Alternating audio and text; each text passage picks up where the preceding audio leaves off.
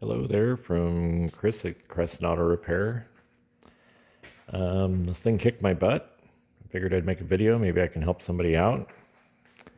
I was towed in for a transmission concern, shuddering going up hills. This is a 14 Ford Fusion 1.5 ecoboost. Checked the fluid on the trans. It was low, it was dirty. Did a quick service on it, took it out for a drive. Slight incline, vehicle shuddered violently. Turned around, came back to the shop, looked at the data, found 170 misfires, 70 of them during that event. Did the normal diagnosis, plugs had some age, put plugs in it, went out, drove it, did the same drive path, counted 70 misfires that drive, and you could still feel a loss of power, but it did not shake violently anymore. Came back, put a set of coil packs in it, went out and drove it. That got us down to about 20 misfires.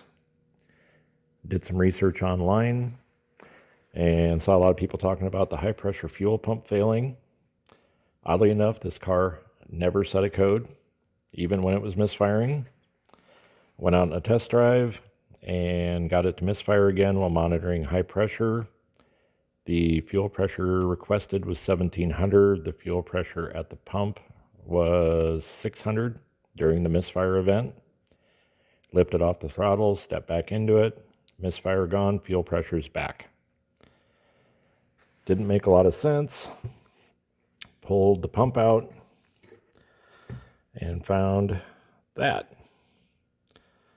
That is supposed to be solid. That is where the high pressure fuel pump rides against the camshaft, and that is what actuates the pump. All logic, this vehicle should have had low fuel pressure. It was actually running on the tip of the fuel pump. Put a new fuel pump in it, put a new lifter in it, put a high pressure fuel line on it, and took it out for a drive, and 100%, misfire's all gone, put 40 miles on it, no issue. I saw in a lot of the other YouTube videos that they're saying to reuse the high pressure fuel pipe. This is a soft material. It forms when you torque it to spec. This is running up to 2000 PSI of fuel pressure. It's a $25 part.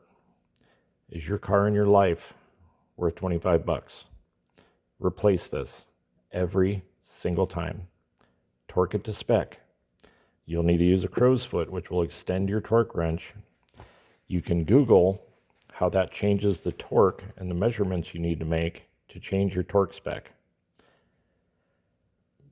Make sure, because over tightening or not tight enough can create a huge fuel leak and a very big fire.